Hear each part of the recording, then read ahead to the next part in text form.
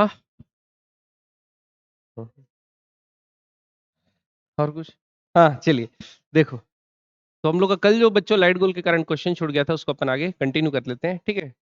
तो क्वेश्चन में क्या था कि a point object O is placed in front of a concave mirror of focal length 10 centimetre, glass slab दिया refractive index 3/2 का जिसका 6 सेंटीमीटर थिकनेस है, इंसर्टेड बिटवीन द ऑब्जेक्ट। हमको बताना है final position of image when the distance is 5 और 20 centimetre. तो एक मैं बताऊंगा, एक आप लोग बनाओगे, ठीक है। तो पहले क्या बनाते हैं, 5 सेंटीमीटर वाला मैं बना लेता हूँ। तो सबसे पहले क्या होगा, देखो ये आपका कॉनकेव मिरर है ना, ये क्या हो गया कॉनकेव मिरर, और इसके सामने क्या रखा हुआ है, ग्लास स्लैब। ये बन नहीं रहा है जो, हाँ बन गया, ठीक है। ये क्या रखा हुआ है, ये क्या कलर का बन गया ग्लास स्लैब, अच्छा ये, ठीक है। ये क्या रखा है इसके सामने, ग्लास स्लैब। अब देखो, अब अपने को डिस्टेंस दे दिया है क्या, ये सपोज ऑप्टिकल एक्सिस ऐसे बना लेते हैं। अब अपने को दे दिया है कि ऑब्जेक्ट 32 सेंटीमीटर दूर रखा है मिरर से, ठीक है। तो ये पोजीशन हो गई सपोज ऑब्जेक्ट की, और ये जो डिस्टेंस है वो कितनी है, 32 सेंटीमीटर। इसकी जो थिकनेस है वो कितनी है, 6 सेंटीमीटर, और इन दोनों के बीच की दूरी अभी कितनी दी है, 5 सेंटीमीटर, ठीक है। तो अपन क्या निकाल सकते हैं, ऑब्जेक्ट अभी ये 3/2 जो रिफ्रैक्टिव इंडेक्स का स्लैब है उससे कितना दूर रखा है, सबसे पहले वो निकाल सकते हैं। तो देखो ऑब्जेक्ट रखा हुआ कितने दूर है, ये 32 माइनस 5 और 6 11, तो कितने दूर है, 21। तो इसकी बीच की दूरी 21 सेंटीमीटर है। तो जाहिर सी बात है, जब लाइट रिफ्रैक्ट होके जाएगी तो ये कुछ आगे शिफ्ट हो जाएगा। तो पहले शिफ्ट कितना होता है वो निकाल लेते हैं। तो ये कितना शिफ्ट होगा, इससे हम लोग इसकी इमेज की नई पोजीशन बना लेंगे। शिफ्ट निकालते हैं। शिफ्ट निकालने का फॉर्मूला हम लोग पढ़े, शिफ्ट निकालने का फॉर्मूला था क्या, थिकनेस 1 माइनस 1/μ, ठीक। ये जो था इसका रिफ्रैक्टिव इंडेक्स म्यू जो था विद रिस्पेक्ट टू बाहर जो ऑब्जर्व जहां पर ऑब्जेक्ट रखा है, तो 1 ले लेंगे। तो थिकनेस कितनी आई है, 6 सेंटीमीटर। 1 माइनस 2/3 कर देंगे, 3/2 का उल्टा क्या होगा, 2/3। तो ये कितना आ गया, 1/3 आ जाएगा, 1/3/6 कितना होगा, 2 सेंटीमीटर। तो कितने का शिफ्ट आया, 2 सेंटीमीटर। तो ऑब्जेक्ट जो है हमारा कहाँ खिसक गया, यहां से यहां चले गया आगे, कितना, 2 सेंटीमीटर। अब ये जो है काम करेगा एज एन ऑब्जेक्ट फॉर, क्योंकि इससे रिफ्रैक्ट होके तो इसमें मिरर पे पड़ेगा। तो अब क्या निकाल लेते हैं, मिरर फॉर्मूला लगा के इमेज डिस्टेंस निकाल लेते हैं, 1/f। फोकल लेंथ कितना दिया था इसका, फोकल लेंथ दिया है 10 सेंटीमीटर, तो -10 लेंगे क्योंकि कैसा मिरर है, कॉनकेव मिरर है। तो इंसिडेंट का डायरेक्शन इस तरफ है, उल्टा नापते हैं। 1/10 बराबर 1/v पता नहीं है, प्लस 1/u।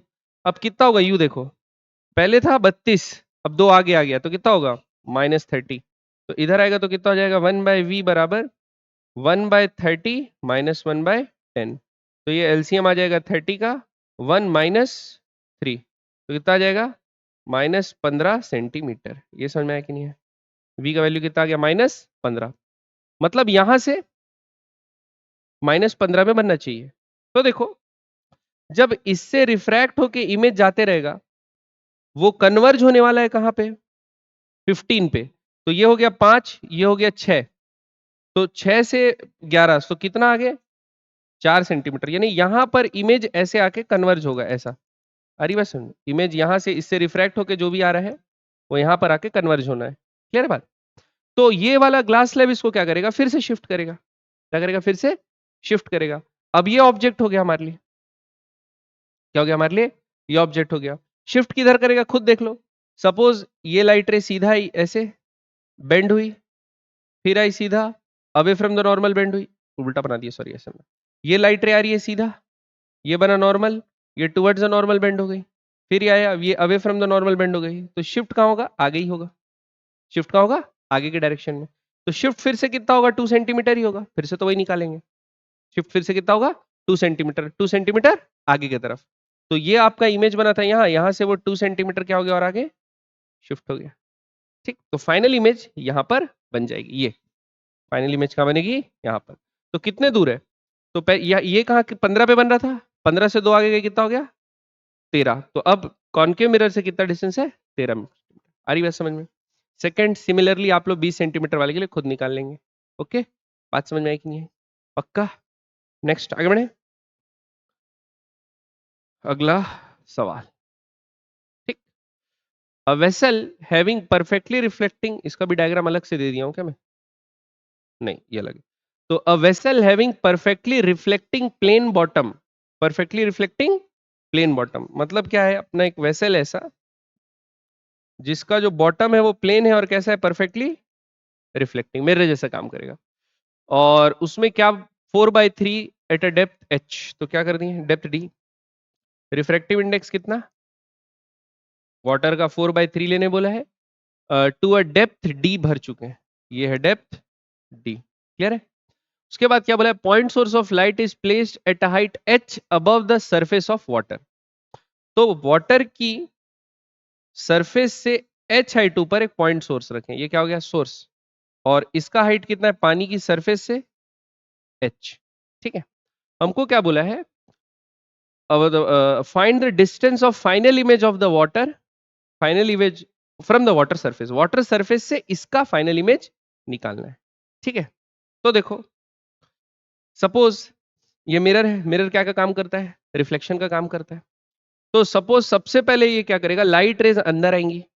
भाई लाइट रेज अंदर आएंगी मिरर के लिए, मिरर को ऑब्जर्वर मानो क्योंकि मिरर पे पड़ने वाली है, तो मिरर पे को ऑब्जर्वर मानो। तो लाइट रेज अंदर की तरफ आएंगी तो इसमें क्या होगा? शिफ्टिंग होगी। अब ये ऑब्जेक्ट कहां रखा हुआ है? बाहर रखा हुआ है, ऑब्जेक्ट है रेयर मीडियम में और लाइट कहां आ रही है? डेंस मीडियम में। तो शिफ्टिंग आगे नहीं, शिफ्टिंग कहां होती है? पीछे।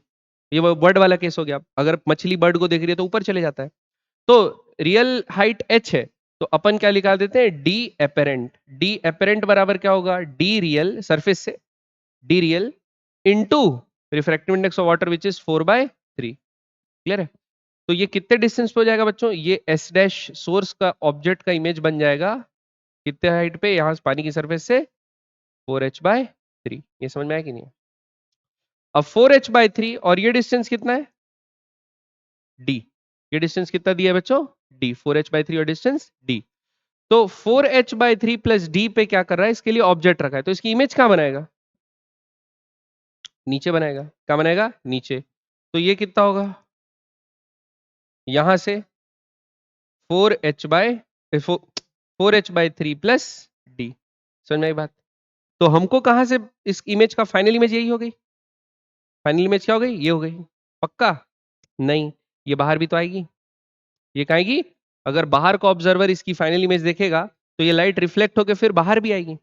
तो एक बार रिफ्रैक्शन क्या होगा? और अब फिर से इस सरफेस से रिफ्रैक्शन हो रहा है बच्चों। अब डिस्टेंस देख लेते हैं कितनी है। ये है गया 4h प्लस। अब ऑब्जर्वर बाहर है और ऑब्जेक्ट पानी के अंदर।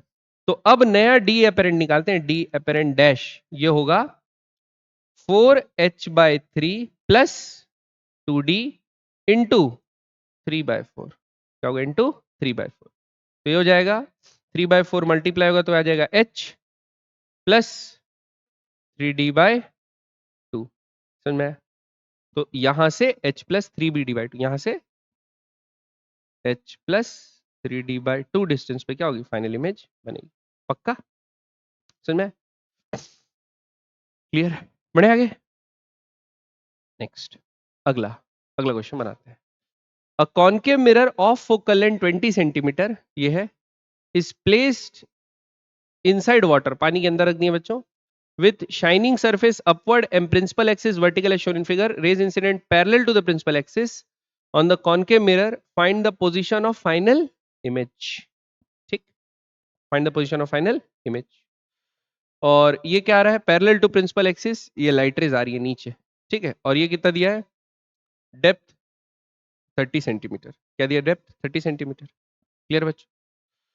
तो देखो अभी क्या है, रे तो पैरेलल आ रही है ऐसा दिख रहा है अपने को, तो पैरेलल रे आ रही है तो इसमें कोई रिफ्रैक्शन होता है? तो ये तो सीधा पहुंच जाएगी। ऑब्जेक्ट अभी इन्फिनिटी पे मान लो, ऑब्जेक्ट कहां पे मान लो? इन्फिनिटी पे। ठीक, तो ये रिफ्रैक्शन करेगा, ये अपने फोकस पे बनाता है, इसका फोकल लेंथ 20 है तो ये कहां बनाता? 20 पे। फोकल लेंथ, फोकल लेंथ 20 है तो कहां पे बनाएगा? 20 पे। तो find the position of the final image, तो फाइनल इमेज कहां बनेगी? ये पैरेलल आई यहां से, ये क्या आई? पैरेलल आई यहां से, और उसके बाद ये बेंड करके कहां पर मीट करा देगा? फोकस पे। कितने पे? इससे 20 सेंटीमीटर पे। इससे कितने पे? 20 सेंटीमीटर पे। तो हमको क्या से axis find the position of final image? कहाँ से बताना है? अगर मिरर से बताना है तो 20 और यहाँ से बताना है तो 10। यहाँ बन गई, लेकिन हम तो बाहर से देख रहे हैं। हम कहाँ से देख रहे हैं? बाहर से। हम बाहर से इसको देख रहे हैं, तो ये हमको यहाँ थोड़ी दिखेगा। इसका अभी रियल डेप्थ कितना है? 10। हमको ये दिखेगा डी एपेरेंट। डी एपेरेंट क्या होता है? D real which is 10 into, ये अपने को पास दिखेगा कि दूर? ऑब्जर्वर बाहर है, अब ये मछली को देख रहे हैं, तो ये क्या हो जाएगा? क्या है इसका? 4/3, तो 3/4 से मल्टीप्लाई हो जाएगा, तो कितना आएगा?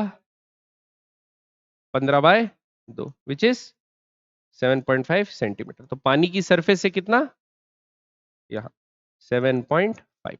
बात समझ में आई? पक्का? बढ़े आगे? क्लियर? नहीं समझ में आया बेटा? अगला नेक्स्ट पढ़ते हैं। A glass slab is placed between an object and an observer. Object O है, ऑब्जर्वर E पे है। E कहाँ है? अच्छा ये है, ये माँ, सॉरी, ठीक है कैसा, ठीक है। With its refracting surface AB and CD, बढ़िया है, perpendicular to the line OE. The refractive index of the glass slab changes with distance from the face AB. मतलब ये ए बी फेस से अपन क्या कर रहे हैं? आगे जाते जा रहे हैं। ए बी फेस से क्या जाते जा रहे हैं? आगे जाते जा रहे हैं। तो रिफ्रैक्टिव इंडेक्स क्या हो रहा है? चेंज हो रहा है विथ रिस्पेक्ट टू वाई, बढ़ते जा रहा है। ठीक। Find how much closer the object appears to the observer considering near normal incidence only. Near normal incidence मतलब छोटा एंगल वाला यूज कर सकते हैं अपन फॉर्मूला मन। ठीक है, तो देखो हम लोग क्या मानते हैं बच्चों? हम लोग ये मानते हैं कि सपोज इससे y डिस्टेंस दूर एक छोटा सा ग्लास स्लैब है जिसका थिकनेस कितना है? dy है। मान सकते कि नहीं मान सकते? अब खाली इसके कारण रिफ्रैक्शन यानी शिफ्ट कितना आ रहा होगा ये निकाल सकते हैं, छोटा शिफ्ट। तो क्या लिखते हैं? ds, छोटा शिफ्ट, बराबर होगा dy थिकनेस 1 माइनस 1/μ। और म्यू कितना होगा? इसका y डिस्टेंस दूर है तो इसका म्यू क्या होगा? μ0 1 + y। तो ये क्या लिखते हैं? μ0 1 + y। ये समझ में आया कि नहीं आया बच्चों? पक्का? तो टोटल शिफ्ट निकालने के लिए क्या करेंगे? इंटीग्रेट करेंगे। तो y का लिमिट कहां से कहां तक जाएगा? a से b, मतलब 0 से t तक। समझ में आ रही बात? क्या जाएगा? 0 से t तक। तो अपना देखो ये हो जाएगा इंटीग्रेशन 0 से t dy माइनस इंटीग्रेशन 0 से t dy बाय μ0 1 + y। ये होगा dy आजकल क्या चल रहा है बच्चों?